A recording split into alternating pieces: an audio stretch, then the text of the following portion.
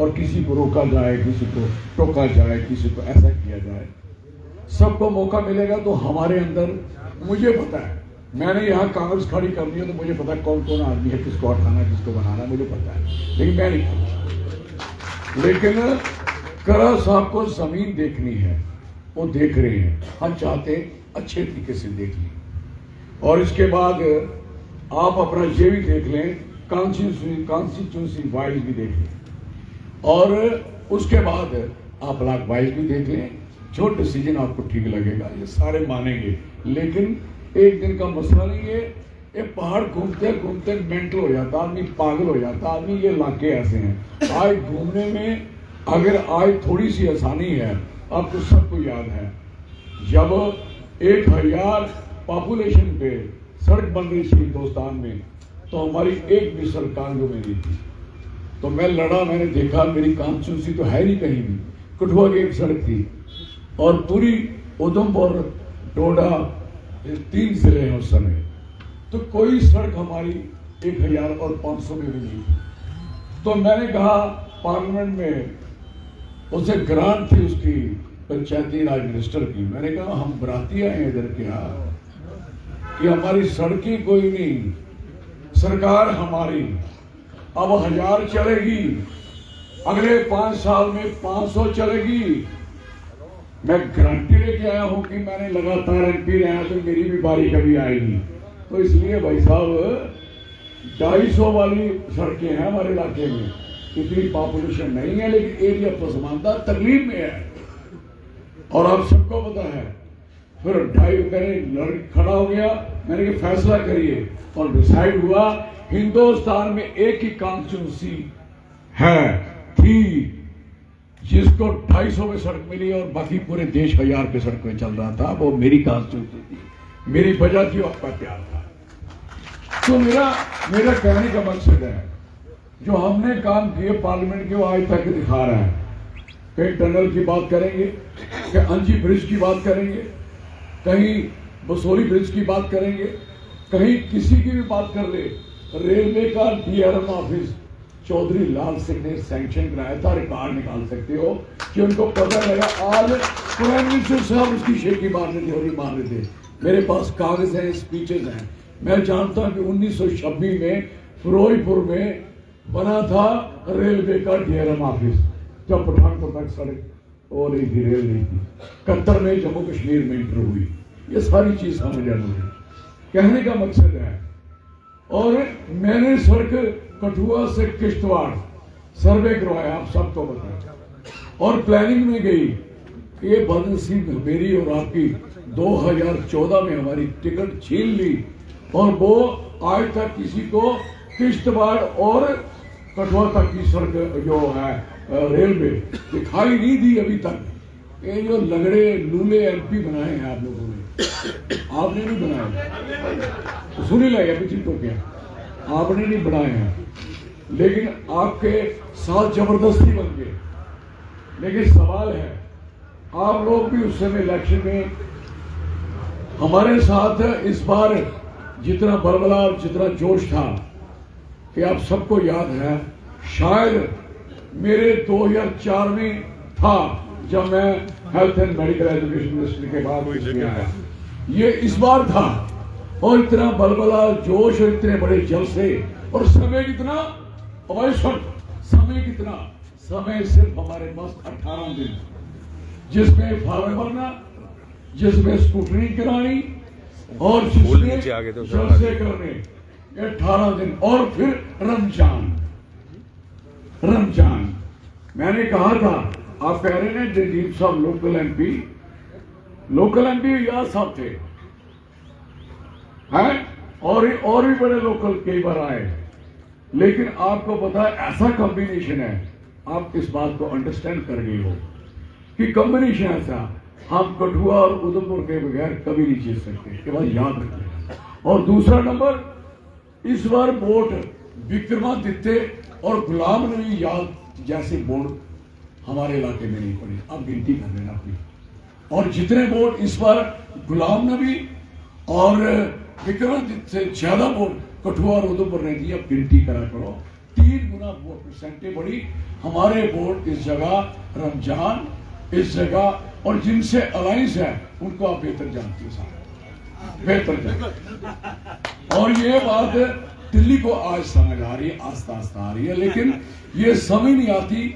वो गोरा चिट्टा चेहरे जो सारे है ना, इनका किसी के मुखालिफ नहीं करना चाहता, लेकिन सवाल है नुकसान इतना किया। वो चाहते हैं कि डोडा जिसका नाम उन्होंने चुनाव में नहीं डाला है, ये अपने खाते में रखना चाहते हैं, आपको अपनी जेब में रखना चाहते हैं, कागज की जेब को फाड़ना चाहते हैं। लेकिन हमें अपनी जेब को मजबूत करना होगा, मेरी बात याद है।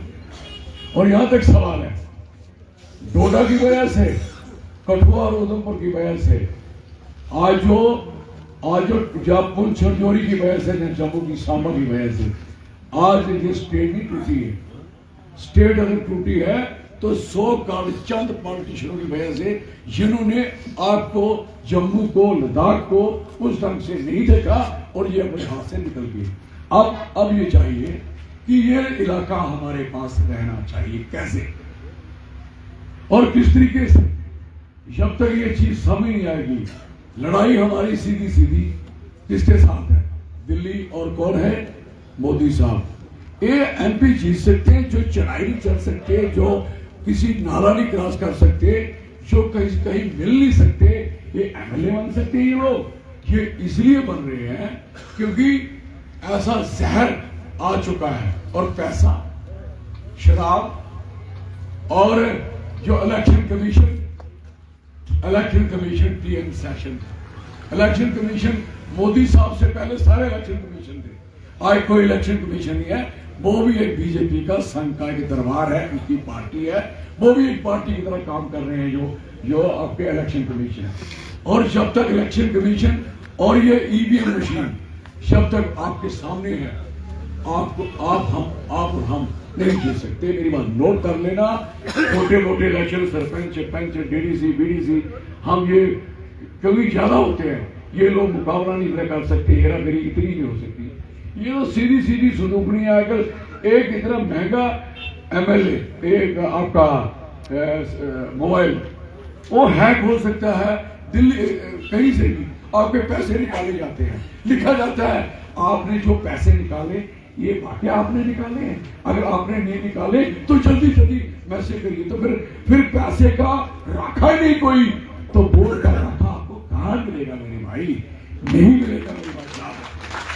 असली में हमारी तबाही का कारण जो है, इन्होंने प्लान कर लिया है, और हम लोग और बूटे उनके 18 जलसे करे, प्राइम मिनिस्टर आए, और मेरी कॉन्स्टिट्यूंसी, आपकी कॉन्स्टिट्यूंसी में कोई नेता नहीं आएगा, हार जाएगा आपसे। क्यों? और पीएमओ बोलता है, स्पीचेस करता है, रिकॉर्डेड है कि भाई साहब उधमपुर डोडा कॉन्स्टिट्यूंसी में कोई दिल्ली का बंदा नहीं आएगा। एक कैसे मैनिपुलेशन है, इसको कैसे पता है, इस चीज का करा सा पता करें तो शायद लग जाए। अगर पता करने के बाद कोई एक्शन दिल्ली हो जाए तो मेरे ख्याल है जो मैडम सोनिया गांधी, प्रियंका गांधी, राहुल जी मेहनत कर रहे हैं वो फायदे में रहेगी। अदरवाइज उनकी मेहनत बेची जा रही है, उनकी मेहनत को तबाह किया जा रहा है, उनको बर्बाद किया जा रहा है। I am sorry for that. मुझे उन पे तरस भी है, प्यार भी है, रहम भी है। घर बर्बाद कर दिया, सारी सीबीआई उन पे होती है, सारी ईडी उन पे लगती है। और भी देखो जो बड़े बड़े नेता हैं, ध्यान रखना जो बचे हुए हैं वो कैसे बचते हैं, उनका ध्यान रखा जाएगा। इसलिए मैं जनाब से कहना चाहता, प्रेशर यहाँ टोटा में आप कह रहे हो, कितना प्रेशर आपके ऊपर मैं जानता हूं। अभी भी 20 बच्चे जेल में और मिसा लगा के जेल में साढ़े अभी लेटेस्ट इन्होंने अंदर किए। लोहाई में आपने 250 अंदर दिया था, मैंने छुड़ा। मुझे बताओ, जुर्म कर दिया। अगर आप लोग कांग्रेस को वोट डालोगे तो आपके ऊपर जो प्रेशर, आई नो बेटर, अब प्रेशर से निकल के, डर से निकल के हमें सॉफ्टवेयर जिनसे मारना है, मारे पहला मैं खाऊंगा। मैं आपके साथ हूं, यहाँ आप मेरे दोस्त हो। मैं, आप जानते हो किसी की हिम्मत नहीं थी इस कोई प्रोजेक्ट, जब मैं एमपी था। और अभी भी आपको कह रहा हूं, जो नए प्रोजेक्ट आने वाले हैं, जो चल रही है बात, जो हो चुके हैं, टेंडरिंग वेंडरिंग है, अगर आप लोग समर्थन बराबर करेंगे, जिस दिन आप कहोगे कोई आप किसी को बुलाओ नहीं बुलाओ, मैं आऊंगा, जिस जगह खड़ा होना खड़ा होगा, लेकिन आपको भी खड़ा तब तक रहना जब तक मैं खड़ा रहूंगा। सीधी बात। देखो, हम सिलसिला रियासत बचाने का और अपने आप को बचाने का है, सर, अपनी जनरेशन को बचाने का है, आने वाली पीढ़ियों को बचाने का है। हमारी आने वाली नस्लें बर्बाद होने के कगार पे खड़ी हैं। 2014 तक किसी ने चिट्टे का नाम नहीं सुना था, आज घर पहुंच गया। कल मुझे कह रहे थे कि 90% हमारे बच्चों में इन्वॉल्वमेंट यहाँ भी हो चुकी है। जब डोडा जैसे इलाके में तो कठुआ का क्या हाल होगा, सांबा का क्या हाल होगा। और मैं आपको सुनाऊं, आरसपुरा इन इलाकों में जब इलेक्शन हो रहा था, जो एमएलए बीजेपी के इलेक्शन लड़ रहे थे, उनके साथ बंदे चल रहे थे, पूड़ियां मार रहे थे, पूड़ियां किसकी? चिट्टा की। आप बताइए, जब इलेक्शन लड़ने वाले लोगों को नशा देके जीतना चाहते हैं, वो मैं समझता हूँ जापान से भी ज्यादा खतरा। जब जापान ने अफीम दिया था चाइना वालों को, अब हमें भी उस अफीम से निकलना पड़ेगा। अब आपको भी करा साहब की रिस्पॉन्सिबिलिटी पहुंच जाए, कोई शक नहीं। एक करा साहब आपकी ही रिस्पॉन्सिबिलिटी नहीं है, हम आपके साथ खड़े हैं सारे, हम आपसे बेपूरी आपके पीछे पीछे चल रहे हैं। हम चाहते हैं कि किसी भी तरीके से आपकी कामयाबी और सबकी कामयाबी और कांग्रेस की कामयाबी होना बहुत जरूरी है। अगर इसकी तरफ हमारा ध्यान नहीं होगा तो मैं नहीं समझ सकता कि हम लोग कहीं जा पाएंगे। और दूसरी बात, ये बात आप सोचो कि कोई आदमी नाराजगी से खड़े हो रहे हैं, बात कह रहे हैं, बोलना चाहते हैं, तो इन्होंने बोलना भी कहा है, किसके आगे बोलना है, कब बोलना है, बोल क्या कर लेना था, बोलना है। और आपने बाद में जो डिसीजन लिया, ये पहले डिसीजन हो गया, और ये कोई ऐसी बात नहीं है। बाकी एक कांग्रेसी, एक कट्टर कांग्रेसी है, कोई सोचेगा कांग्रेस के अंदर लड़ाई हुई, कांग्रेस का प्यार बाहर आया, कांग्रेस से प्यार बाहर निकला, और कांग्रेस के लोगों के अंदर की तकलीफ बाहर आई कि हमारी पार्टी खराब हो रही है, टूट रही है, इसको बचाना है। ये सब वर्कर का अपना अपना ख्यालात आया, सब सामने आके दिल से बात करी आपने, शाबाश आपको। और दूसरी बात लास्ट में, क्योंकि समय कम है, ऐसे होना नहीं चाहिए, है कम। मैंने इस जगह पे बड़े बड़े जलसे वहां तक किए, अब सारी एज एमपी भी किए हैं, एज ए मिनिस्टर भी किए, और यहाँ खड़े होके ऐसे लाइसेंस बांटे हैं डायरेक्टर को, आपको याद होना चाहिए। और इस तरीके से मैं कहना चाहूंगा, I know the problem of you people, आपकी जो दिक्कत है वो सारे हैं, लेकिन आपकी दिक्कत इसलिए ज्यादा है कि आप लोगों का एरिया काफी पिछड़ा हुआ है। आपको पता, जब वीकर डिस्ट्रिक्ट डिक्लेयर हो रहे थे, इकोनॉमिकली वीकर डिस्ट्रिक्ट डिक्लेयर हो रहे थे, कांग्रेस इनके जमाने की बात नहीं है, कांग्रेस के जमाने की बात कर रहे हैं, हो रहे थे, तो मैंने कठुआ नहीं किया, मैंने उधमपुर नहीं किया।